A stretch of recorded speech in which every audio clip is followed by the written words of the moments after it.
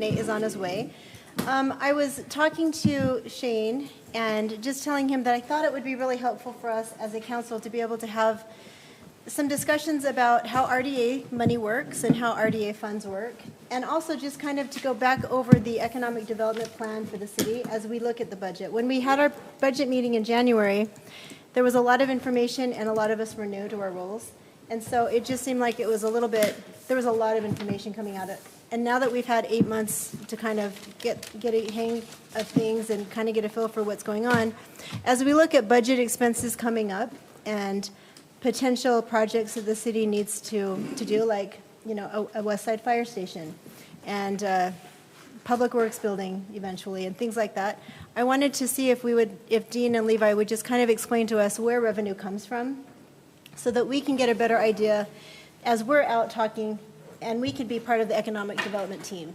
So I know that everybody is out in the community. You all have different areas where you have influence and you're hearing things. And it would be really nice to have discussions to be able to say, hey, Kaysville would really like to have X type of business, you know, and try to really work as a city council on economic development, since we don't have an economic development person that works for the city, and it's handled by community development and by the rest of us. So that's the purpose of this meeting. It's casual, it's a work session. I just wanted to be able to kind of say, you know, I was asking Dean, okay, is a grocery store better than a gas station? Or is a restaurant better than a car dealership? What kinds of businesses, because we don't have a lot of commercial space left, would best benefit the city? And how can we use our influence and use our connections to try to improve our financial situation? Because obviously we don't want to look to raise taxes for things, but we do need to figure out how we're going to pay for things moving forward. So that's the purpose of the meeting. Okay. So where should we go from here? Should we turn the time over to Dean and Levi? I'd recommend we start with that. Okay. And then. The economic development portion? Okay, so that's kind of what they're going to talk about? Yeah. Yeah, okay. Thanks. Thank you, Because Mayor it's and fun Council. to interrupt Dean. Yeah, if you do have questions, please do that. Yeah. Yeah, please do. No, thank you. It's good to be here with you tonight. We want to take just a few minutes and talk about the Kaysville Redevelopment Agency.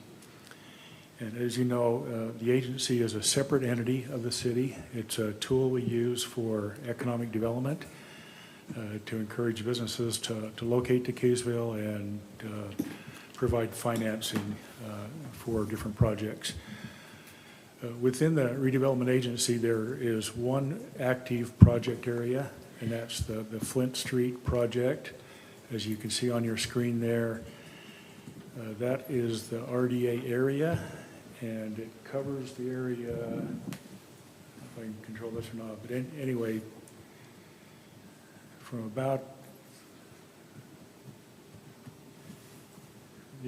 all the way along Flint Street, down by John Flint property, and then along the railroad tracks. It's about 15 plus acres. It was created in 2013 is the base year, and the effective date was 2016.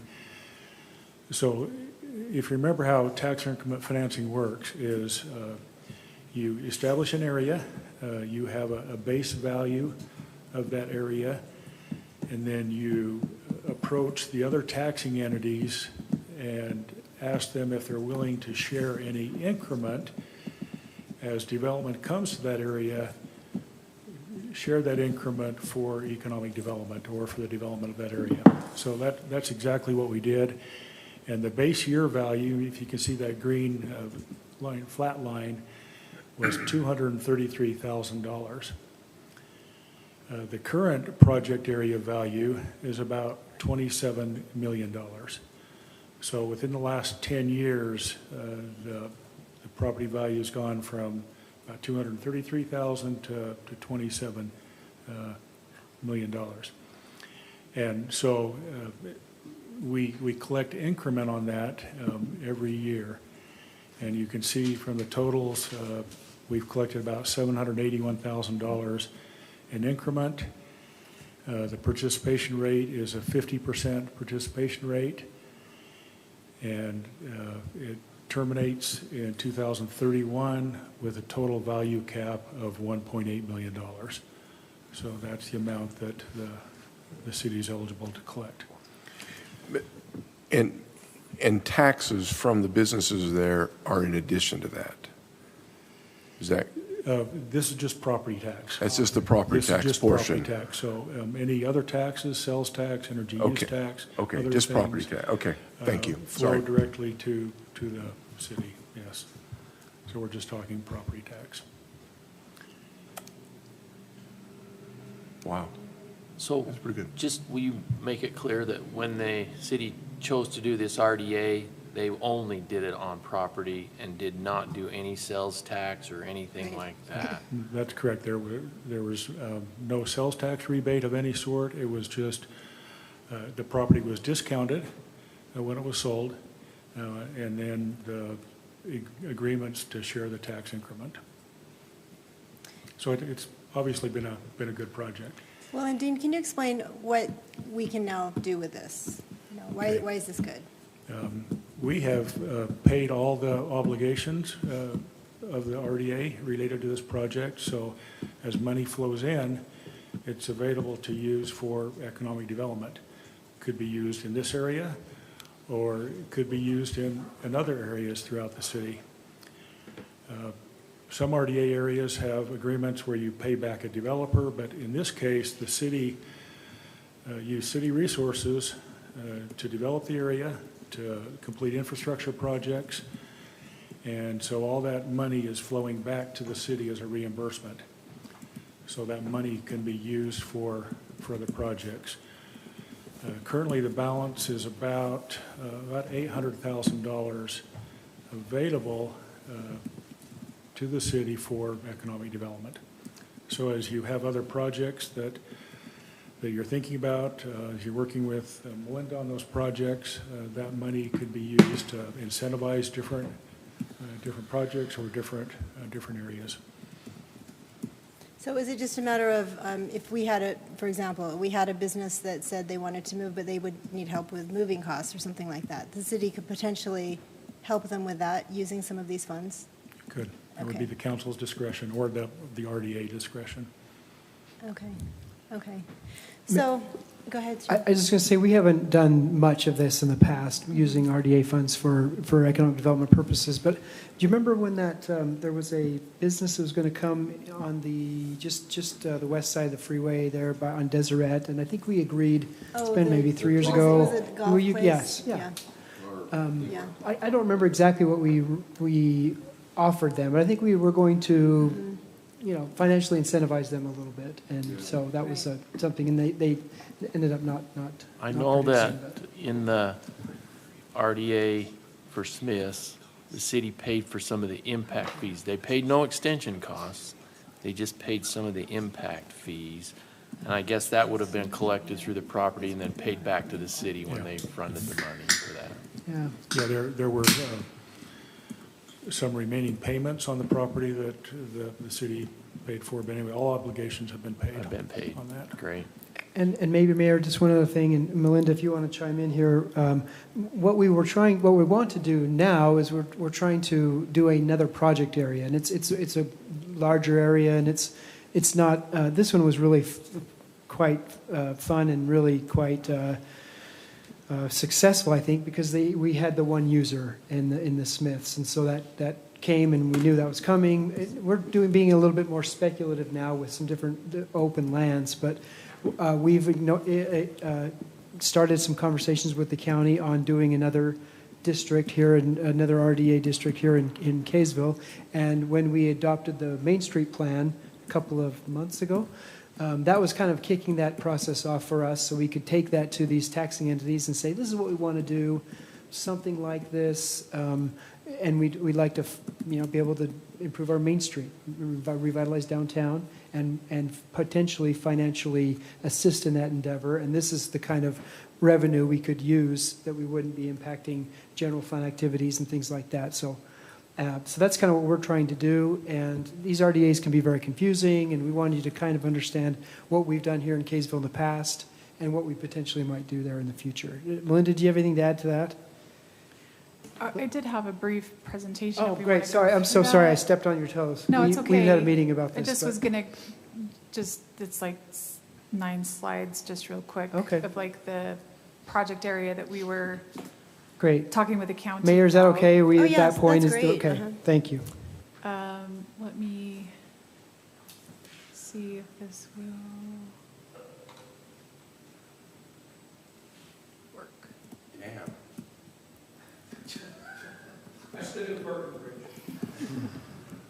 It is not. You'd think that's what it takes to put a bike over the freeway. Yeah, exactly, right, exactly.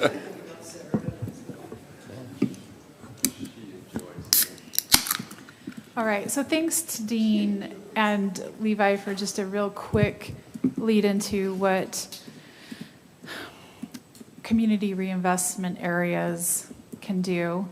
There has been, they changed state code a few years ago, and they're not using the terminology of RDAs anymore. They're using community reinvestment areas, and these in general have been a focus of the state legislature over the last few years, as they've worked to kind of try and, I think, better define what tax increment can be used for. And at any rate, I think the project area that we have over there, the Flint Street, the Smith's Marketplace one, is a great example of a successful project area.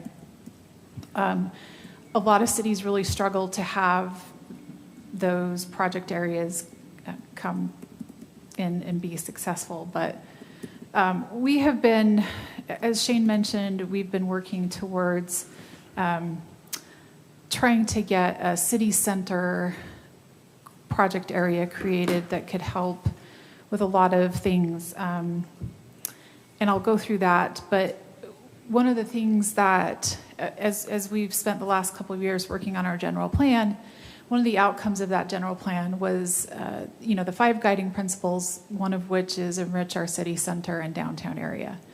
And so to that end, part of the public involvement process with the general plan was to try and delineate what the city center area is. And this map depicts, this is from the general plan, this map depicts what that city center area is. So we've taken that, and then based on that and the feedback that was provided in the survey that was, the scientific survey that was done, the consensus again was that, the community would like to see a facelift for our downtown area and our historic Main Street area. And so we look at, when we want to create a project area, we have to have a rationale for creating that CRA, that community reinvestment area. And this is the rationale that as we would go and approach the county and the other taxing entities is what we would define. There's not a lot of downtowns in Davis County. And so the fact that we do have this little quaint downtown area is something that should be preserved and something that we would like to enhance. If you think about it, right, there's not a lot of cities in Davis County that have kind of a real bona fide downtown area. We're one of those. We want to preserve the city's heritage, right? This has been a part of Kaysville since inception, and creating a project area to do all of these things. The facades are in disrepair. There's some infrastructure that's deteriorating and lacking. Right, we're missing parking. There's a lot of buildings over there that have probably some needs for enhancements that maybe they can't afford on their own. There's redevelopment that needs to take place, which is always more challenging than greenfield development. And so with those challenges, right, some assistance in some of those development impediments is what the project area would help pay for. So there's also, right, we've had some impacts from COVID-19. We'd like to increase some of the safety. And then again, we have some aging buildings over here.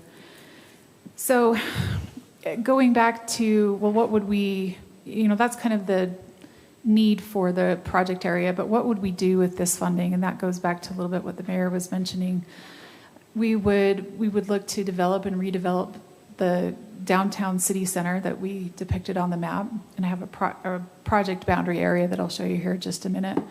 But we'd like to see, the general plan calls for some of this area to go to mixed use. So we'd like to see the implementation and facilitation of those mixed use projects, pedestrian friendly, better parking, some wayfinding, those types of things. Parking, especially in this area between Center Street and 200 North, is a big challenge for the businesses. So that would be, I think, a large thing that we would use parking or some of the TIF money for. We could also look to property acquisition if we needed to purchase property for some reason. The RDA can purchase property. They can then dictate kind of what happens, what the outcome will be of property that they purchase. We talked about facade improvements, but we could do relocation or location assistance. There's some businesses in the past, right, there's been talks about relocating the storage units that are there on 200 North. It's not really a great location for those anymore. But without having some type of motivation for a business to relocate, they may not be willing to do so, but this type of funding can be used for that. We talked about infrastructure improvements. It could be used for studies. And so we adopted this downtown area plan in July, and this is one of the main projects that we would foresee some of that TIF funding being utilized. The 2025 dollar value that they put on this project is $2.3 million.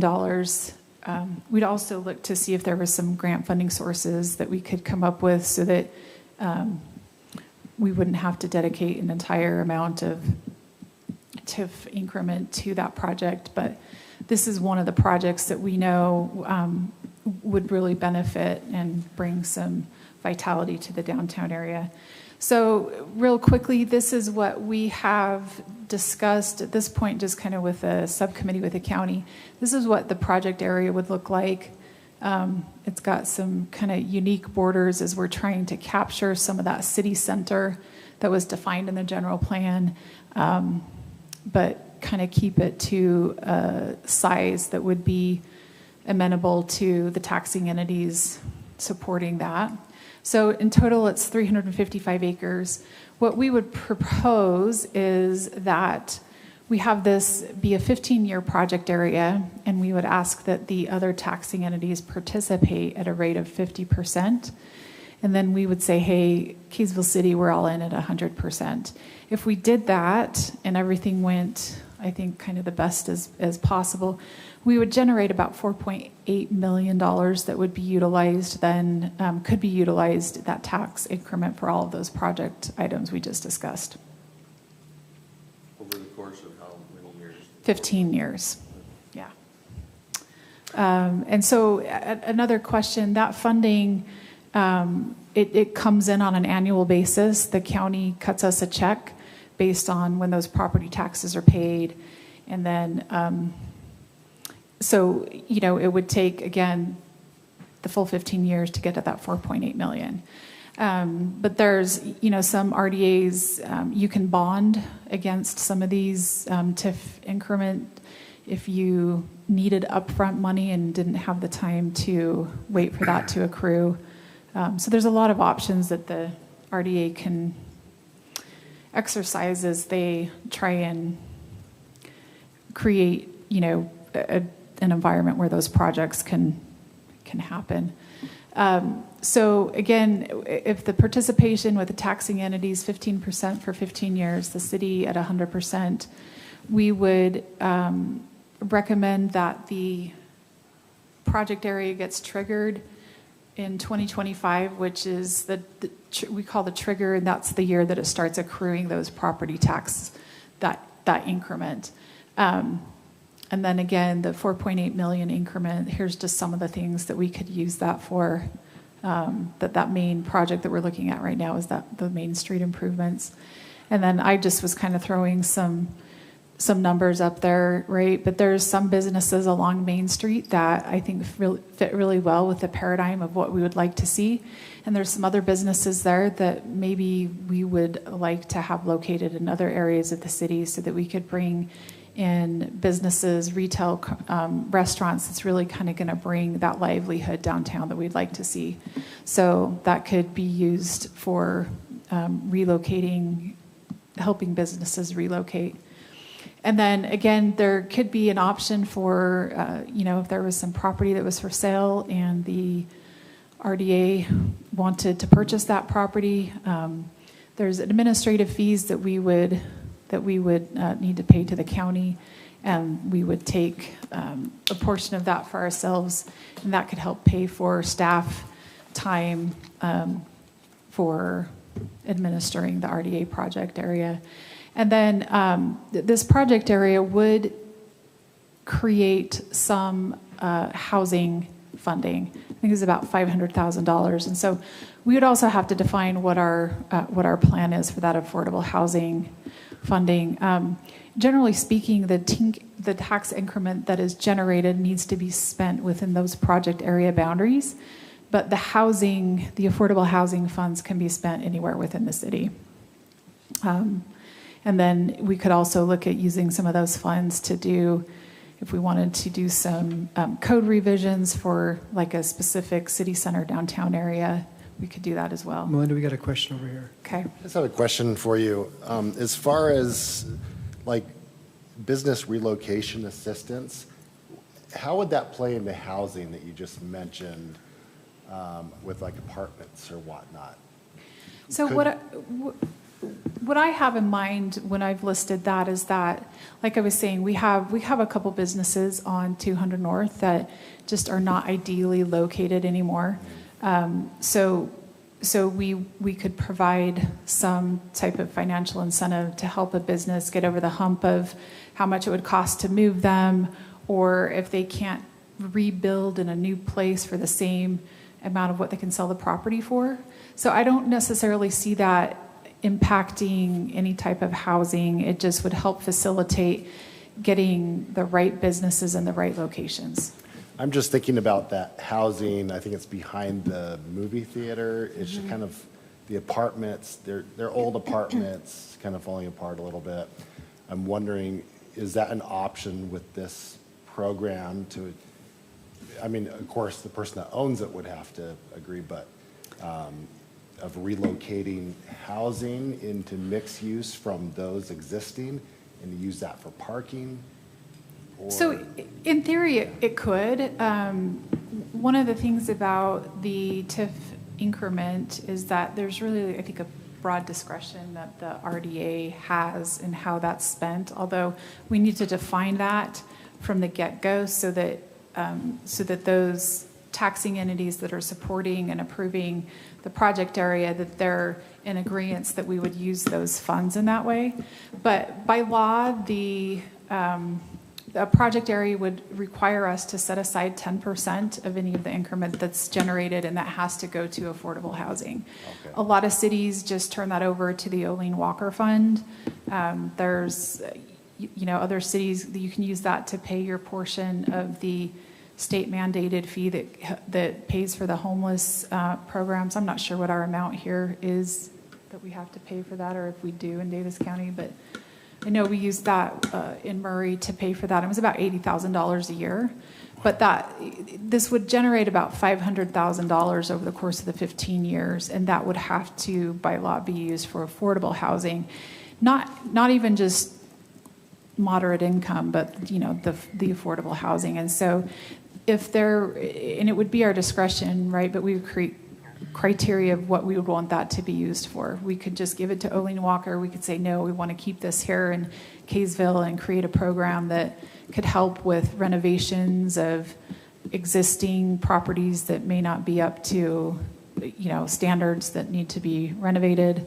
There's really, I think, a variety of things that you could do. You could create a program for, it's one of the items in the menu from the state for moderate income housing, but you could create a down payment assistance program for, city employees or for teachers and those kind of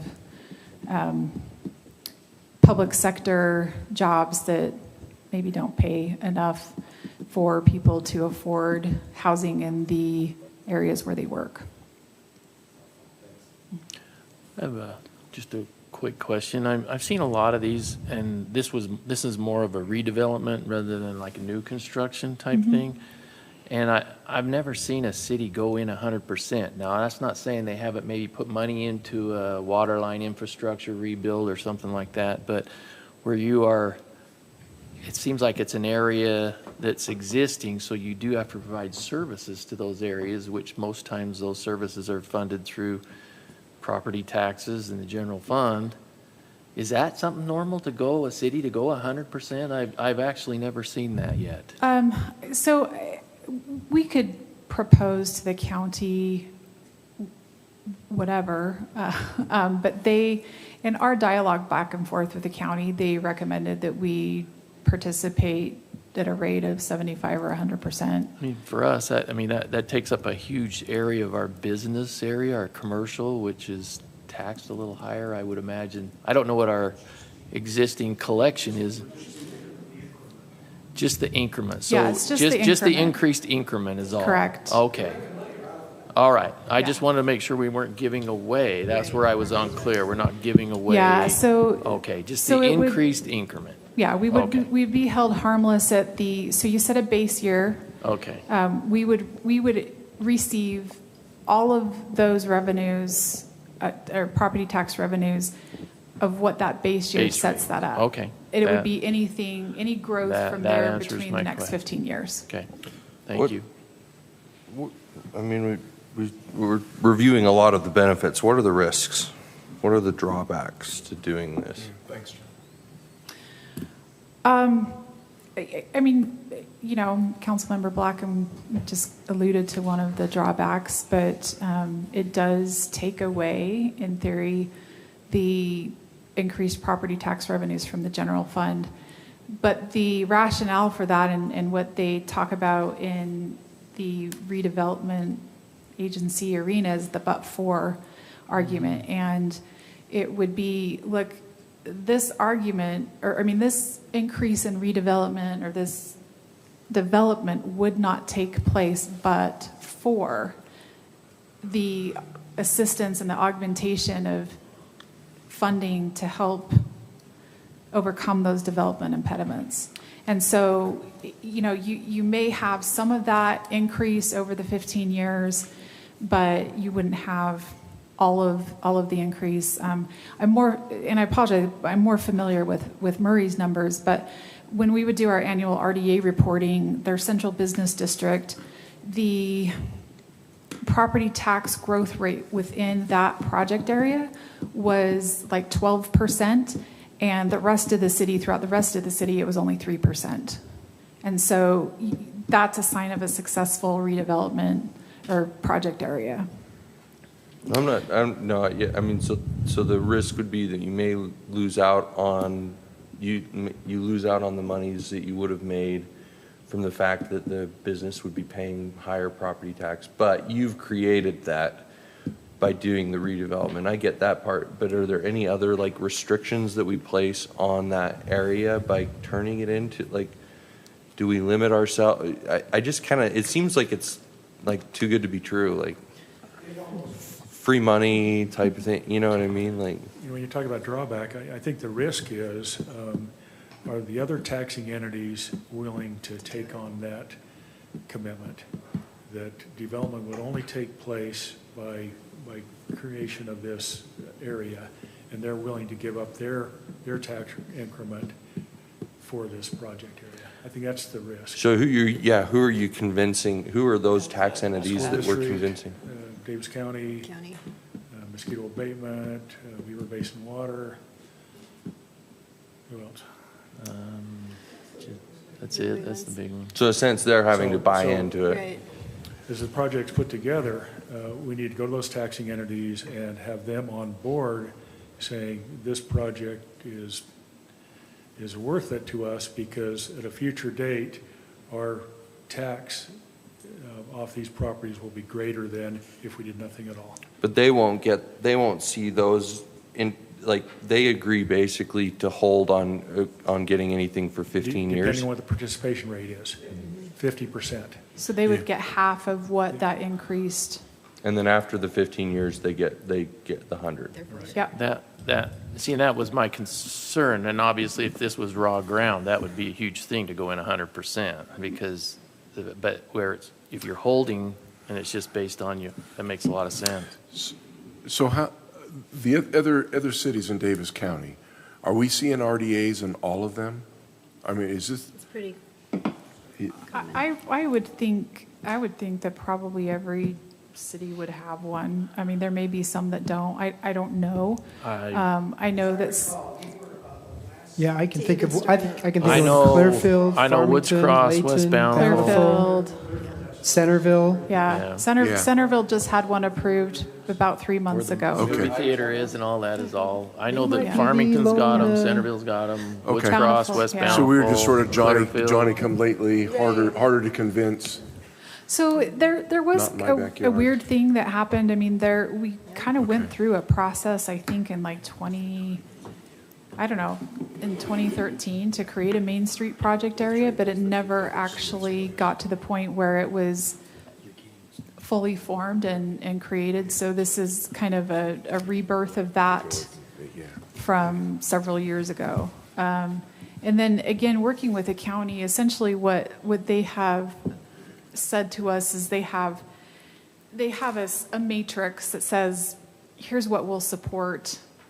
Generally speaking, if the county is supportive of the project area, the other taxing entities generally come along, is what we've been told. But, one of the risks, Councilmember Adams, would be this does take up a lot of political capital to get these project areas formed. And if they don't perform, that's one of the risks that we had. If we come out of this 15 years later and everything looks and feels the same as it is now, that's not going to speak well of our efforts.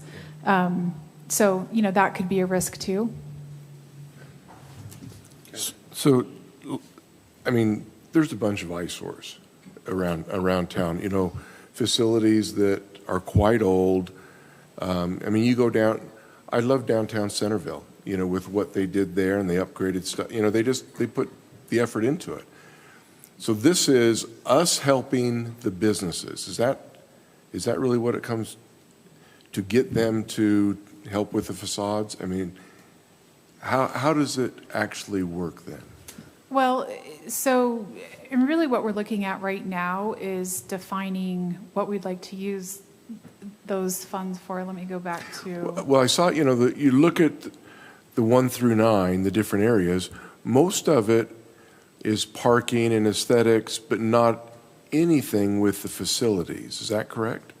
That's what I thought Yeah, no, it could be. I would say parking is a facility, right? Okay. But not on the actual building. So we have to try to convince the building owner that it's worth their effort and worth to their long-term benefit to improve the facade and potentially inside. And if we can financially incentivize something like that, that's controversial. Some people you don't want, you may not want to do that, but that's Yeah. an option we No, have it's in an our option. toolkit Yeah. with this. I'm sure these are so old. Yeah. Well, a good example would be, And the only way to do that is to incentivize the private sector to come in and say, why would we want to take out a dance studio? What's the incentive? How can we make this a pencil? Yeah. And then you talk about RPA funds when it comes to penciling. Smith's did not pencil, okay, without the RDA. And so when you think of the risks, Councilman Adams mentioned, the risks are so small because, number one, you've got all these other taxing authorities that are giving a thumbs up or not. Okay, but if they're giving a thumbs up, it's much bigger than 5 or 6 council people wondering, are we doing the right thing? You've got a mountain of people that have dealt with all these RDAs across the county. Well, that was going to be my next point, is that heck, they're already doing it. What's going to hold them back if they've seen the benefits in others? You know, why wouldn't they? Why wouldn't they, if they don't think that it's going to be the benefit that they need in the short term or the long term, then they won't do it. But as was mentioned, we've got to prove that we can do it. Yeah, We've proved it with Smiths. but that was easy. And Well, it wasn't easy, but it was easy. It wasn't easy, okay, because the vocal minority Well, of the that's, city yeah. did not want that development, okay? Much of what you'll do on the council, the best things you'll do on the council, you will never see the fruition of it Yeah. because you'll be off the council. That's what you have to think. You cannot think Yeah. that change necessarily is bad for the city of Old Town of Utah. Yeah. You've got to look forward thinking, and RDAs are forward thinking and doing things not only on Main Street, but in other locations in the city are important. And you guys could not screw up Kaysville if you tried. There isn't enough developable land for you to screw it up. Okay? So don't worry about it. Yeah. Just take this bull by the horns and take what little pieces of property Right. we have and do with it what Make 'em better. needs to be done.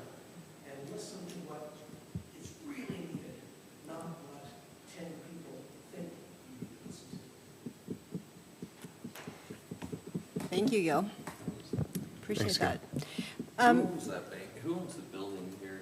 Do they own that They building? do own that building, yeah. The folks do? The Zions.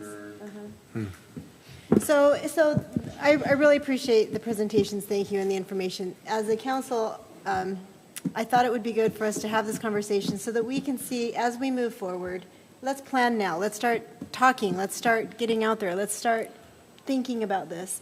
And, because we're all doing different things and we're in different areas, and then think bigger and think future. And so I really appreciate the presentations. Now, in terms of, sometimes when I've been out in the community or at a conference or something, I've said, gosh, we would love to have, I don't know, a Raising Cane chicken restaurant here.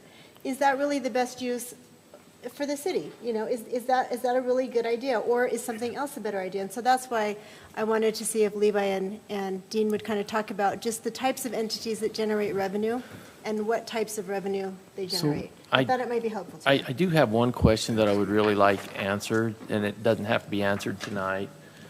But a lot of the RDAs have discussed taking residential. They've talked about residential in existing areas because residential gets taxed at a lower increment than commercial does. Residential usually costs the city more services than commercial does, and it doesn't usually generate as much tax increment as commercial does. And I know I've heard the school districts and people talk about they don't like going as high in the increments if you're changing from commercial to residential because the payback's not as much. It doesn't create jobs. It usually, like I said, and this is just one of the things I'd like to know is if somebody's interested in taking out commercial property and turning it into residential, is there a long-term negative cost to the city? Yeah, we don't have that information directly with what we've given you. I wouldn't but, expect you to. And this information is confidential. We're not allowed to disclose it to the general public because we've identified some businesses by name. So we ask that you keep it confidential. But we've taken a sampling here of 10 or 15 businesses located in Kaysville. And then we have looked at the annual sales tax revenue that comes to the city. And this is the direct revenue that comes to the city. So the local option sales tax rate is 1%. Of that 1%, half of it comes to a point of sale. The other half goes to the statewide pool and then is distributed back to each entity based on population. So what we're showing here is the direct revenue that comes to the city. So you can see the sales tax numbers there of several different business types. And then you can also see their property tax generated. and the acreage of the property. Less- So as the less mayor than what mentioned, I as paid. you're, out there and you're thinking about what kind of business would we like, you can kind of get a feel for what kind of revenue that generates for the city. And if you do have specific businesses, we can certainly provide that to you in addition to this list. I think one thing that intrigued us is probably some of the specialty type businesses that are unique to Kaysville. There are a couple on there that are good draws for the city. So I think this kind of gives you a flavor of what kind of revenue is out there. Dean, thank you. I was going to ask you, so will you also share the Amazon information? Just because, sometimes we do think that brick and mortar businesses are going to be highest generating type businesses, but now that Amazon sales are taxable and the city can get it at point of sale, right? I was surprised that the number was so high.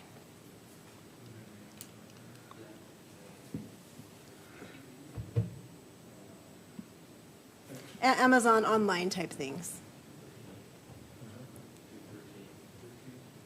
I think the last 12 months, Amazon direct revenue to the city was about 200,000. So we're not, Just thank my wife. But that's the entire Kaysville. yeah. That's not just, it's, Yeah. if you're gonna put it to an area, that's all of And 10 square Amazon miles. represents Well, several different right. types of businesses, so I think we can disclose that. Okay. But I'm saying, compared to some of these brick and mortar businesses, that's a lot of money. So just to keep in mind that sometimes, I just think that the model is maybe changing a little bit from not so much brick and mortar to also can be benefited by online sales. And that's, generated by doors usually and people. So thank you for that. Do you guys have any questions or thoughts on this? Yeah, do you want this back? I don't want to feel like somebody's got to. Yeah, really. It'll self-destruct. I'm just thinking, we're going to have some expenses coming up. We're going to have some big decisions, and I just want to be able to arm us with as much information so that we can do some planning ahead and know kind of what we're looking at and knowing what we can do. Because I know sometimes as a council member, I feel like, gosh, what can I do to make a difference? And I didn't know. So, there's two questions. There's one, what open space is there for a potential business to come in? And two, property just, north of Bowman's that we lost, that we lost the craft store. Right. Is anything going in there? I've missed that if there is. Okay. And so Okay, so I'll speak. I have been talking to that property owner. They are readying their property, preparing it for a new user. They don't, I don't think, have a user identified yet, and they might, but I haven't heard But any we don't updates know. about it, right? Okay. But I do know that their plan is to have a user there. It's not to stay vacant. I don't know what their timeline is, however. But I know that there's been a lot of interest in that property as well from other developers just asking questions about it. So that's an interesting spot. There are some other spots within the city. There's some properties over by Tasty's Donuts and that strip area. I've heard that there's interest there. It'll be redevelopment. Okay. But it's nice for us to know that, potentially we have some money that we could use to purchase property maybe and be able to hold it and find a best use for it if we decided to do that. Yeah.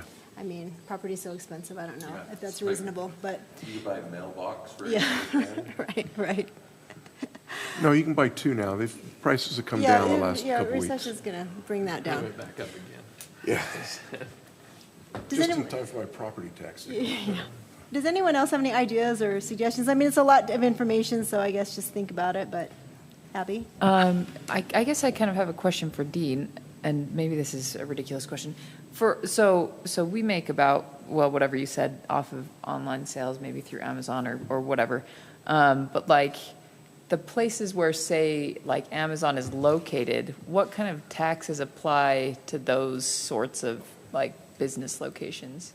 Maybe, or any business maybe that runs like an online type business out of The say, a tax goes to the location. point of sale, right? So if I'm,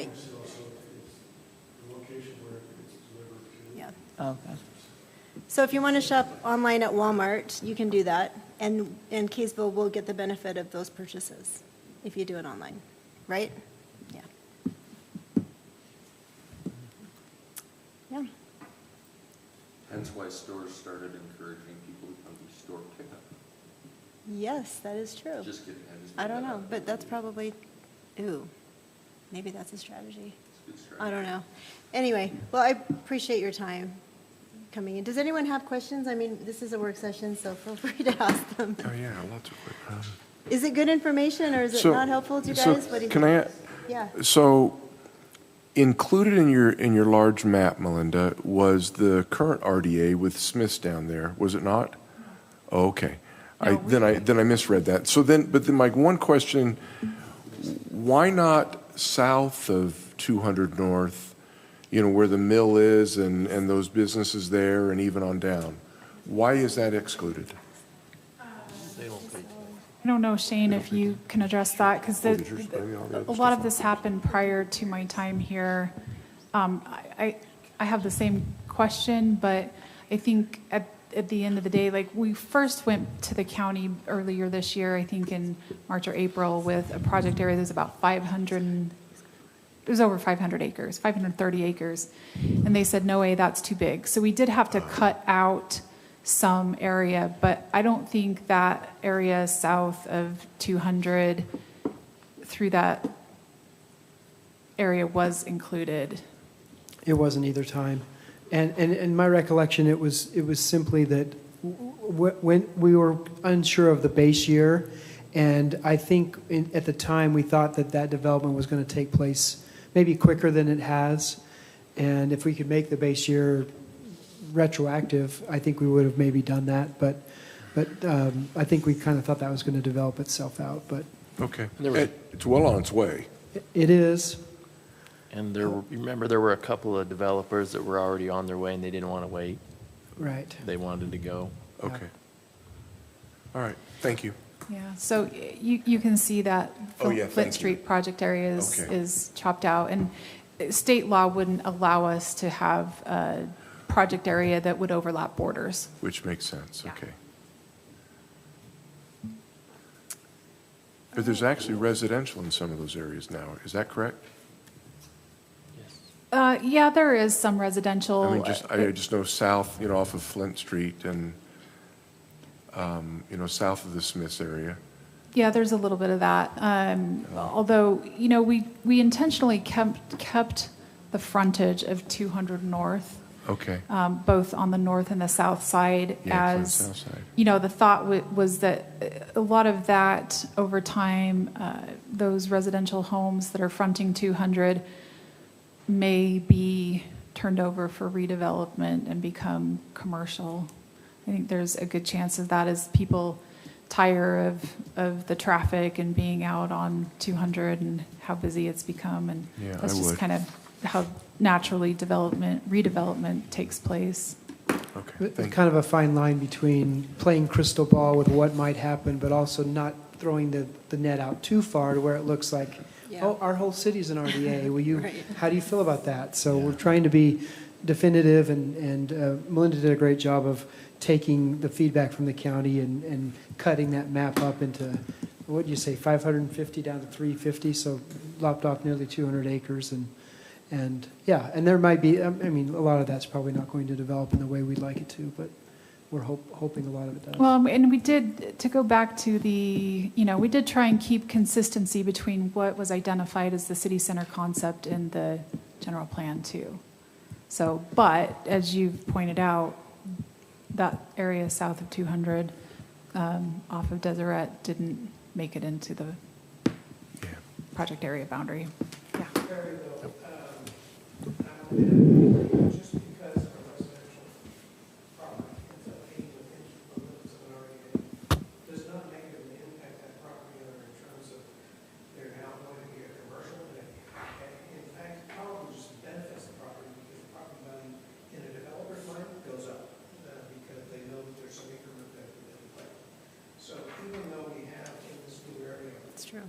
several residential properties, the ones that are logical, right across from Smith's, Yeah, it doesn't mean that by being a part of the RDA, that they're dead. Their properties are going to be sucked into commercial. Okay. We can actually just approve the coffee farms. Yeah, good point, thank you. Okay. I have a question. I noticed the small shopping complex to the west of the library in that park area, in that big parking lot area. That's not a part of this. Is there a reasoning behind that? Because I do think that kind of ties into downtown a little bit with all the festivities at the park. Kaysville Heritage Coffee Park. Company has a little location just right in that parking lot. And I'm just Is curious. it just out of it? It's Yeah. just out of it. Just out of it. Yeah. Heritage Park, And again, and I don't know this for a fact, and maybe Melinda has shed some light on this, but I think we're trying to capture, I mean, ideally, I think this area would be only green belt, only raw land, no already developed land. Yeah. That would be, because we're likely not going to, even though we love Biker's Edge very much, we're likely not going to capture any increment from them. I mean, in my mind, if anybody, if you have, you're right, the Kaysville Coffee Company's relocated And there. it seems and like there is a becoming lot little of bit- might be more premium. pavement between Walgreens and that other small shopping complex. And I think that could easily be developed and a little more I don't know why we usable. wouldn't. But just a question. We can look at that. Yeah. I mean, this is not a Not done set in. deal, Right. right? I mean, I think we could make some minor adjustments if it made sense. Okay, excellent. Thank okay. you. Well, thank you, everybody. That's really the end of our work session unless we have more to talk about. No? Okay. Thanks. So much fun. Thank That you was so fun. much. Oh, John. No, thanks, Melinda. That was very beneficial. I thought it was good information. Yeah, I mean, that's good. Let's just do it. Approve what?